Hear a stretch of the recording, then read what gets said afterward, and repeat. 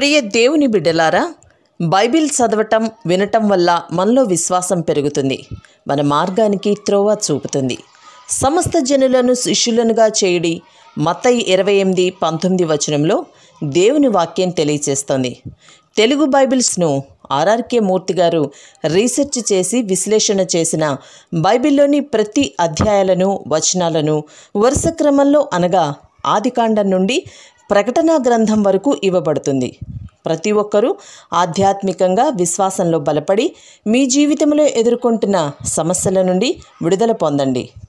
ప్రతి ఒక్కరూ మీ దీవెన టీవీని సబ్స్క్రైబ్ చేసి ఈ వాక్యాన్ని లైక్ చేసి మీ మిత్రులకు బంధువులకు షేర్ చేయండి. దేవుని సువార్తను ప్రకటింపబడుటలో మీరు పాలిభాగస్తులు కండి. శ్రోతలు, ఈ రోజున మనం నిర్గమకాండం 15వ అధ్యాయం 1 నుండి 19వ వచనం వరకు వినబోతున్నాము. ఈ వాక్య భాగం ఎంతో ప్రాముఖ్యమైనది. మోషే, ఇశ్రాయేలీయులు కలిసి యెహోవాను గూర్చి ఈ పాట పాడారు. యెహోవాను గూర్చి గానం చేస్తాను, ఆయన మిగుల అతిశయించి జయించాడు. గుర్రమును దాని రౌతును ఆయన సముద్రంలో పడదోశాడు. యెహోవాయే నా బలము, నా గానము, ఆయన నాకు రక్షణ అయ్యాడు. ఆయన నా దేవుడు, ఆయనను వర్ణిస్తాను. ఆయన నా పితరుల దేవుడు, ఆయన మహిమను సన్నుతిస్తాను. యెహోవాయే యుద్ధశూరుడు, యెహోవా అని ఆయనకు పేరు. వారందరూ ఇప్పుడు పాటలు పాడుతున్నారు. కొన్ని గంటల క్రిందటే ఎర్ర సముద్రానికి అవతలి వైపున భయంతో ఏడ్చారు. ఇప్పుడు ఆనందంతో నాట్యం చేస్తున్నారు. ఎర్ర సముద్రానికి అవతలి వైపున భయపడిన వారై తిరిగి వెళ్లిపోతాము అని సణిగారు. ఇప్పుడు ఆనందంతో గానప్రతిగానాలు చేస్తున్నారు. 1 కొరింథీ 10వ అధ్యాయం 11వ వచనం, ఈ సంగతులు దృష్టాంతములుగా వారికి సంభవించి యుగాంతమందున్న మనకు బుద్ధి కలుగుటకై వ్రాయబడినవి. 1 కొరింథీ 10వ అధ్యాయం 1-2 వచనాలు. సహోదరులారా, ఈ సంగతి మీకు తెలియకుండుట నాకిష్టం లేదు. అదేమనగా, మన పితరులందరూ మేఘము కింద ఉన్నారు. వారందరూ సముద్రములో నడిచిపోయారు. అందరూ మోషేను బట్టి మేఘములోనూ సముద్రములోనూ బాప్తిస్మము పొందారు. అందరూ ఆత్మ సంబంధమైన ఒకే ఆహారమును భుజించారు. ఈ వచనానికి అర్థమేమిటి? మోషేను బట్టి బాప్తిస్మం పొందారు అని చెప్పబడింది. అంటే మోషేలోకి బాప్తిస్మం పొందారు. ఇదేమిటి?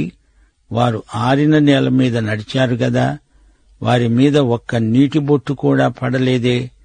ఈజిప్టు వారైతే ఆ నీళ్లలో మునిగిపోయారు. ఇశ్రాయేలీయులు మేఘం కింద సముద్రంలో మోషేలోకి బాప్తిస్మం పొందారు. అనగా వారందరూ మోషేతో సంయుక్తపరచబడ్డారు. బాప్తిస్మము అనే మాటకు అర్థం సంయుక్తత. సాధారణంగా బాప్తిస్మము అనే సంస్కారము నీటిని గురించినది. నీటి బాప్తిస్మం ముఖ్యమైనదే. నీటి బాప్తిస్మం పరిశుద్ధాత్మ బాప్తిస్మానికి సంకేతం. అది మనలను క్రీస్తుతో సంయుక్తపరుస్తుంది, మనల్ని క్రీస్తులో ఉంచుతుంది. అయితే ఇశ్రాయేలీయులు మోషేలోకి ఎలా బాప్తిస్మం పొందారు? ఒక చెంప వారు సణుగుతున్నారు. సముద్రానికి అవతలి వైపు సణిగారు. యువతలికి వచ్చి పాట పాడుతున్నారు. వారు మోషే పాట పాడారు. వారు తమను తాము మోషేతో సంయుక్తపరుచుకున్నారు. వారు మోషే ద్వారా ఎర్ర సముద్రం దాటగలిగారు. హెబ్రీ పత్రిక 11వ అధ్యాయం 29వ వచనం, విశ్వాసమును బట్టి వారు పొడినేల మీద నడిచినట్లు ఎర్ర సముద్రములో బడి నడిచిపోయారు.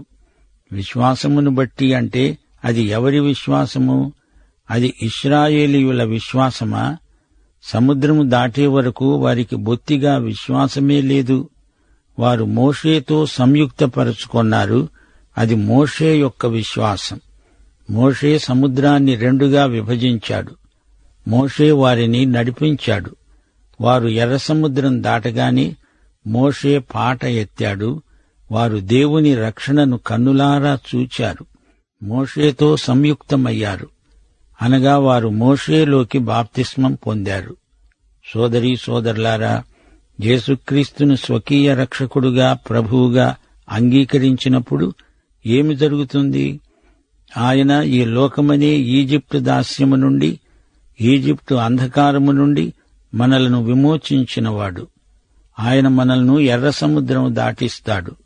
ఆయన విమోచన, ఆయన ఇచ్చిన విడుదల, ఆయన అనుగ్రహించిన రక్షణ. మనము విమోచింపబడి విమోచన గీతం పాడుతాము. ఆయనతో సంయుక్తమవుతాము. క్రీస్తులోకి బాప్తిస్మం పొందుతాము. 1 కొరింథీ 12:13 యూదులమైనను గ్రీసు దేశస్థులమైనను దాసులమైనను స్వతంత్రులమైనను మనమందరము ఒక్క శరీరములోనికి ఒక్క ఆత్మయందే బాప్తిస్మము పొందాము. మనమందరము ఒక్క ఆత్మను పానము చేసిన వారమయ్యాము. పరిశుద్ధాత్మ మనల్ని క్రీస్తుతో సంయుక్తపరుస్తున్నాడు. ఆయనతో మనము ఏకమవుతున్నాము. యేసు సంయుక్తత గొప్ప ఆశీర్వాదం. ఒక ఆమె అన్నది, నేను క్రీస్తు చేతిలో ఉన్నాను, నన్నెవ్వరూ ఆయన చేతి నుండి అపహరించలేరు. ఆమెతో మరి ఒకరన్నారు, చూడమ్మా, నీవు క్రీస్తు చేతిలో ఉన్నావా? అయితే ఆయన వేళ్ల సందుల్లో నుంచి జారిపోతావేమో. అప్పుడు ఈమె అన్నది, అలా ఎన్నటికీ జరగదమ్మా, నేను ఆయన చేతి వేలునే, మరి ఎలా జారిపోతాను? సోదరీ సోదరులారా, ఇది నిజం. మనం యేసుతో సంయుక్తపరచబడ్డాం. మనం యేసు శరీరంలో అవయవములం. పరిశుద్ధాత్మ మనల్ని క్రీస్తుతో సంయుక్తపరుస్తున్నాడు. క్రీస్తునందు మనకు లభించిన విమోచన ఎంతో గంభీరమైనది. అలనాడు ఇశ్రాయేలు ప్రజలకు సంభవించినది మన అనుభవానికి సంకేతమే. ప్రభు అయిన యేసుక్రీస్తును మన రక్షకునిగా విశ్వసించినప్పుడు పరిశుద్ధాత్మ మనలో కలిగించే విమోచన అనుభవానికి అది గొప్ప సూచన. ఇశ్రాయేలీయులందరూ కలిసి ఏకంగా మోషేతో పాట పాడారు. ఇది విమోచన గీతం. వారు సముద్రం దాటకమునుపు విలాప గీతం పాడారు. ఇప్పుడు విమోచన గీతం పాడుతున్నారు. కొన్ని రోజులకు మళ్లీ విలాప గీతం పాడతారు. అరణ్యయాత్రలో వీరి పాటలు అప్పుడప్పుడు మారుతూ ఉంటాయి. అయితే ఇప్పుడు వీరు పాడిన పాట మోషే రచన. ఇది విజయగీతిక. ఇశ్రాయేలు జాతి దేవుని సహాయంతో మోషే నాయకత్వంలో సాధించిన ఘన విజయం. సోదరీ సోదరులారా, న్యాయాధిపతుల గ్రంథంలో మరో పాట ఉంది. దెబోరా, బారాకు కలిసి పాడిన పాట. అలాగే బైబిలులో ఎన్నో పాటలున్నాయి. కీర్తనల గ్రంథంలో దావీదు స్వయంగా రాసి పాడిన పాటలున్నాయి. కమ్మని పాటలు, తీయని భావాలు, హృదయతంత్రులను కదిలించే రాగాలు. ఆ మాటకొస్తే ఇర్మియా కూడా పాట పాడాడు, గాని అది విలాపగీతం. ప్రవక్తలెందరో గాయకులున్నారు, ప్రవచనాలను గానం చేశారు. కొత్త నిబంధన పాటలతో ఆరంభమవుతుంది. లూకాసు వార్తలో పాటలున్నాయి. ఎలిజబెతు పాట పాడింది. తాను గొడ్రాలై ఉండి కనబోతున్నాను అనే ఆనందంతో కమ్మని పాట పాడింది. మరియా లోకరక్షకుణ్ణి కనబోతున్నాను అనే పారవస్యంలో భక్తిగీతం పాడింది. యేసుక్రీస్తు జన్మకు సంబంధించిన పాటలు మరికొన్ని ఉన్నాయి. ఇక ప్రకటన గ్రంథంలో పరలోక దర్శనం చూడండి. అక్కడ దేవుని సింహాసనం చుట్టూ చేరిన భక్తులు, పరిశుద్ధులు గొంతెత్తి పాట పాడారు. అది కొత్త పాట. ఆ పాటలో మన అందరి కంఠాలు మేళవిస్తాయి. అప్పుడు అందరూ పాడతారు. అవన్నీ పునరుత్థాన గాత్రాలు, మహిమ స్వరాలు, స్తుతి కీర్తనలు. ఈ రోజుల్లో ప్రతి ఒక్కరూ శాంతి శాంతి అంటున్నారు. అందరూ మోషే పాట నేర్చుకుంటే మంచిది. ఈ పాటలో యెహోవా యుద్ధశూరుడు. ప్రకటన గ్రంథం 19వ అధ్యాయంలో ప్రభు అవినీతిని అంతమొందించడానికి వస్తున్నాడు. అంతవరకు ఈ భూగోళం మీద శాంతి ఉండదు. మత్తయి సువార్త 10వ అధ్యాయం 34వ వచనంలో ప్రభు అన్నాడు, నేను భూమి మీదికి సమాధానమును పంప వచ్చానని తలంచకండి. ఖడ్గమునే గాని సమాధానమును పంపటానికి నేను రాలేదు. ఈ మాటలు యేసుక్రీస్తు వారి మొదటి రాకడకు సంబంధించిన మాటలు. ఆయన రెండవ రాకడ సమయంలో శాంతి సంస్థాపన జరుగుతుంది. అవినీతి తొలగిపోతుంది. ఇశ్రాయేలీయులు మోషే కలిసి పాడిన బృందగానమిది. వీరి అనుభవాలు ఉద్రేకభరితమైనవి. వీరు ఎర్ర సముద్రం దాటి వచ్చారు. దేవుడు చేసిన ఆశ్చర్యకార్యాలు వారు స్వయంగా చూచారు. దేవుడు చేస్తుంటే చూచారు. మరపురాని విధంగా ఆ అనుభవాలు వారిలో నిలిచిపోయాయి. ఈ పాట అనుభవ గీతం. మోషే రాసిన పాడిన స్వానుభవ రచన. ఆయన ఫరో రథాలను, అతని సేనను సముద్రంలో పడద్రోశాడు. అతని అధిపతులలో శ్రేష్ఠులు ఎర్ర సముద్రంలో మునిగిపోయారు. అగాధ జలాలు వారిని కప్పాయి. వారు రాతివలె అడుగంటిపోయారు. యెహోవా, నీ దక్షిణహస్తము బలముంది అతిశయిస్తుంది. యెహోవా, నీ దక్షిణహస్తం శత్రువును చితకగొడుతుంది. ఇశ్రాయేలీయులు తమ విమోచనను పురస్కరించుకొని సంతోషగానాలు సలుపుతున్నారు. ఇప్పుడు వారి దృష్టిలో ఈజిప్టు అంటే, ఈజిప్టు దేశీయులంటే బానిసత్వం, లోకం, నిస్సహాయత, నిరాశ. ఇప్పుడు వారు విముక్త ప్రజలు. ఈ పాటలోని భావం విమోచన. ఈ పాటలు పాడే ప్రజలు విగ్రహారాధికుల మధ్య నుండి వచ్చారు. దేవుడు పంపిన తెగుళ్లన్నీ ఈజిప్టు దేవతల మీదికి దేవుడు పంపిన తీర్పు. వారి మీద దేవుడు తీసుకున్న కఠిన చర్య. ఇప్పుడు వారు ఏమి పాడుతున్నారు వినండి. నీ మీదికి లేచే వారిని నీ మహిమాతిశయము వలన అణిచివేస్తావు. నీ కోపాగ్నిని రగుల చేస్తావు. అది వారిని చెత్తవలి దహిస్తుంది.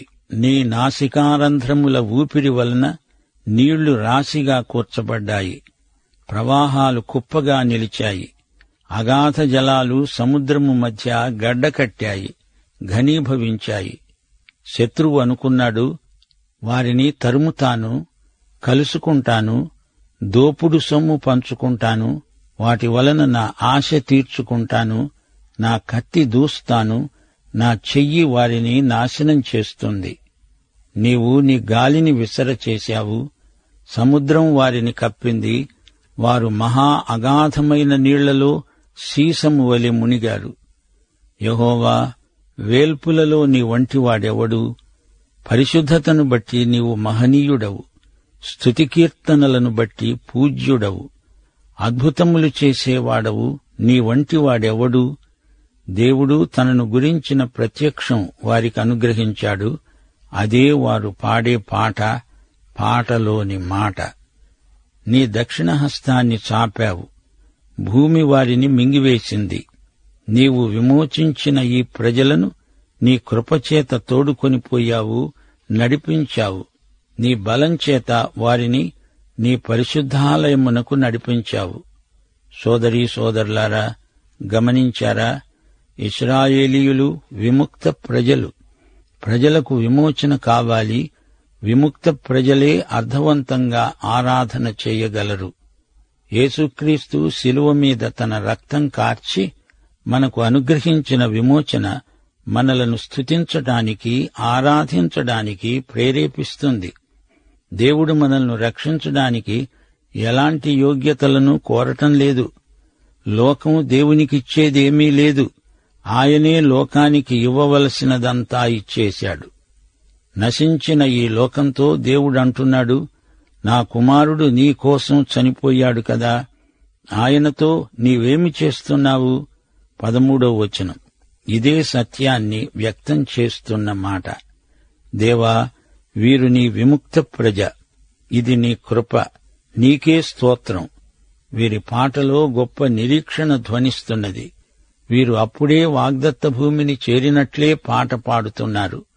దేవుడు వారిని నడిపిస్తాడు, తప్పకుండా కనానుకు చేరుస్తాడు. జనములు విని దిగులు పడతారు.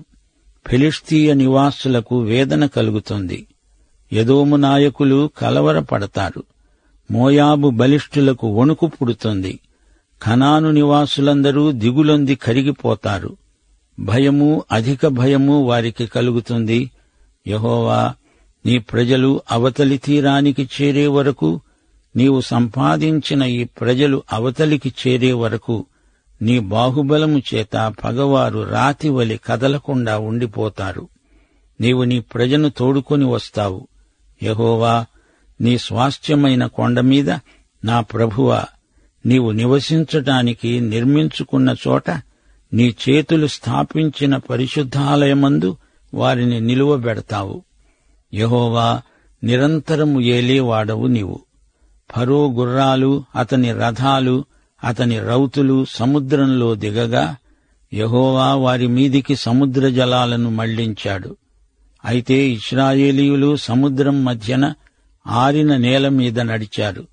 ఈ విధంగా వారు ఎలుగెత్తి ఆనందగీతిక ఆవేశంతో ఆలపించారు. ఇప్పుడు ఒక కొత్త వ్యక్తిని మనం పరిచయం చేసుకోబోతున్నాము. మోషే పుట్టిన తరువాత మోషే అక్క మిర్యాము సంగతే మనం మర్చిపోయాము గదు. ఇప్పుడు ఆమె మనకు కనపడుతోంది. మిర్యాము మోషే అహరోనులకు సోదరి. ఆమె ప్రవక్త్రి. ఆమె తంబుర చేత పట్టుకుంది. స్త్రీలందరూ తంబురలతో నాట్యములతో ఆమె వెంబడి వెళ్లారు. సోదరీ సోదరులారా, బైబిలులోని పాఠాలు మనము నేర్చుకోవలసినవి ఎన్నో ఉన్నాయి. అందులో మోషే పాట ఒకటి. పరమగీతం అని ఉంది. అది సొలొమోను పాట. ఇది మోషే పాట. ఇది విజయగీతం. ఈజిప్టు నుండి దేవుడు ఇశ్రాయేలును నడిపించి ఎర్రసముద్రం దాటించాడు. మిర్యాము కూడా వీరితో కలిసి పాట పాడింది. ఆమె పాట చిన్న పాట. యెహోవాను గానం చెయ్యండి, ఆయన మిగుల అతిశయించి జయించాడు. గుర్రమును దాని రౌతును సముద్రంలో ఆయన పడద్రోశాడు. సోదరీ సోదరులారా, ఇశ్రాయేలీయుల ఆరాధనలో సంగీతం చాలా ప్రముఖ పాత్ర వహిస్తుంది. ప్రేమను, కృతజ్ఞతను పాట చక్కగా వ్యక్తీకరించగలదు. పాటల ద్వారా తరం నుండి తరానికి మంచి సాంప్రదాయాలు ప్రసారమవుతాయి. మోషే పాడిన ఈ పాట ప్రపంచ సాహిత్యంలో మొట్టమొదటిది. ఇది ఉత్సవ కీర్తన. దేవుడిచ్చిన విజయాన్ని పాటల రూపంలో ఈ ప్రజలు వ్యక్తం చేస్తున్నారు. హృదయాలు ఉద్రేకంతో నిండిపోగా గళమెత్తి పాడుతున్నారు. కీర్తనలు, పాటలు, స్తుతులను ప్రకటించడానికి ఎంతో ఉపకరిస్తాయి. మిర్యాము ఒక ప్రవక్త్రి. ఆమెకు దేవుని దర్శనాలున్నాయి. అంతేకాదు, ఆమె తంబురమీటి శ్రావ్యంగా పాడగలదు. ప్రవచనాలు పాటల రూపంలో ప్రవక్తలు పలకటం తరచుగా జరుగుతూ ఉండేది. ఆమె వాయించే తంబుర వారు చేసే నాట్యానికి అనుగుణంగా మోగుతుంది. ప్రియ శ్రోతలారా, ఇశ్రాయేలీయులు ఈజిప్టులో ఉండగా ఈ విధంగా ఎన్నడూ పాడి ఉండలేదు. అక్కడ వారు నిట్టూర్పులతో, ఆక్రందనలతో కాలం గడిపారు. గత 80 సంవత్సరాలు ఈజిప్టులో వారి వేదన చెప్పతరం కాదు. ఇప్పుడు 24 గంటల్లో దేవుడు చేసిన ఈ దివ్యకార్యం వారి ఆత్మలను మహానందంతో నింపివేసింది. వారు ఆనందాతిరేకంతో పాటలు పాడుతున్నారు. యెహోవాయే రక్షణకారకుడు. వారిని నాశనం నుండి తప్పించాడు. ఫరో రథాలు, రౌతులు హతమైపోయారు. యెహోవా నిత్యుడు, శాశ్వతుడు. ఆయనే నా బలం, నా గానం, నా రక్షణ. ఆయన సృష్టికర్త, నా తండ్రి. ఆయన యుద్ధవీరుడు. యెహోవా అనగా విమోచకుడు, విజయశీలి, సహాయకుడు, రక్షకుడు, ఉపకారి. ఈ కీర్తనలో మోషే పరిశుద్ధాలయమును గూర్చి మాట్లాడుతున్నాడు. నీ ప్రజలను నీ పరిశుద్ధాలయానికి నడిపించావు అని ప్రవచనం పలుకుతున్నాడు. అనగా మోషే సాక్ష్యపు గుడారాన్ని నిర్మించబోతున్నాడు. దానిని గురించి మాట్లాడుతున్నాడు. హీబ్రూ గేయ సాహిత్యంలో మోషే కీర్తన మొట్టమొదటిది. ఈ కీర్తన ముగింపులో యెహోవా విజయాన్ని కొనియాడుతున్నాడు. ఈ కీర్తన ప్రకటన గ్రంథం 15వ అధ్యాయం 2 నుండి 4 వచనాలలోని కీర్తనకు ఉపోద్ఘాతంలాగా ధ్వనిస్తోంది. జయించిన వారు దేవుని వీణలు కలిగిన వారై స్ఫటిక సముద్రము వద్ద నిలిచి దేవుని దాసుడైన మోషే కీర్తన, గొర్రెపిల్ల కీర్తన పాడుతున్నారు. ప్రభూ, దేవా, సర్వాధికారి, నీ క్రియలు ఘనమైనవి, ఆశ్చర్యమైనవి. యుగములకు రాజా, నీ మార్గములు న్యాయములు సత్యములు. ప్రభూ, నీవు మాత్రమే పవిత్రుడవు. నీకు భయపడని వాడెవడు? నీ నామమును మహిమపరచని వాడెవడు?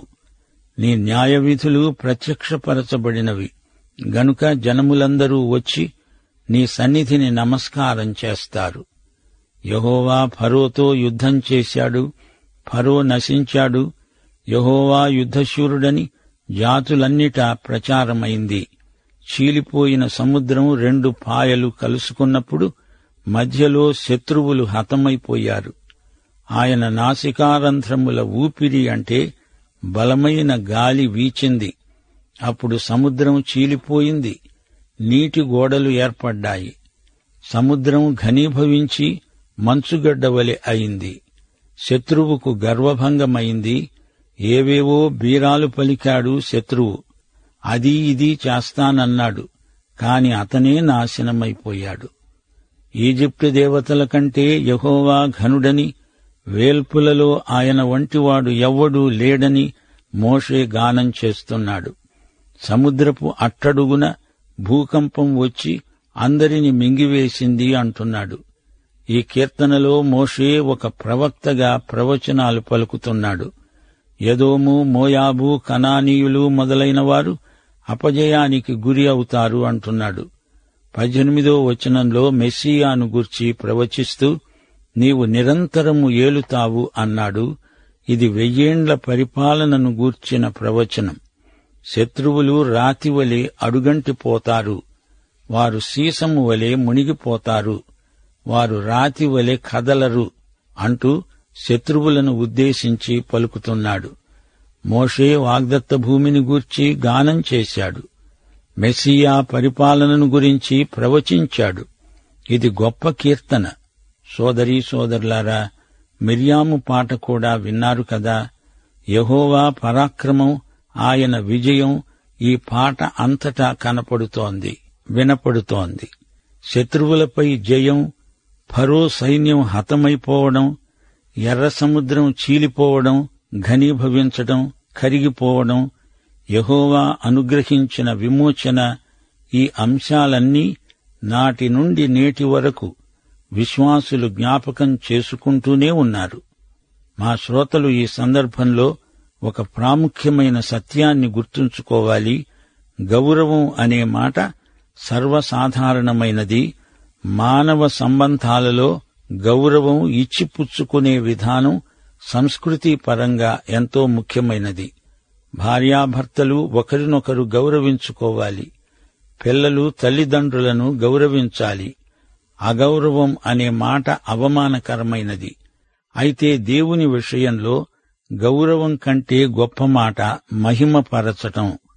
మనం దేవుణ్ణి మహిమపరచాలి. గౌరవం కోసం ఒకరినొకరు పొగుడుకుంటారు గాని దేవుణ్ణి స్తుతిస్తాము. ఈ కీర్తన స్తుతి పాట. పాఠం ఇంతటితో సమాప్తం. మన ప్రభు అయిన యేసుక్రీస్తు వారి కృప, తండ్రి అయిన దేవుని ప్రేమ, పరిశుద్ధాత్మ యొక్క అన్యోన్య సహవాసము మనకందరికీ నిత్యత్వము పర్యంతము తోడై ఉండునుగాక. ఆమేన్.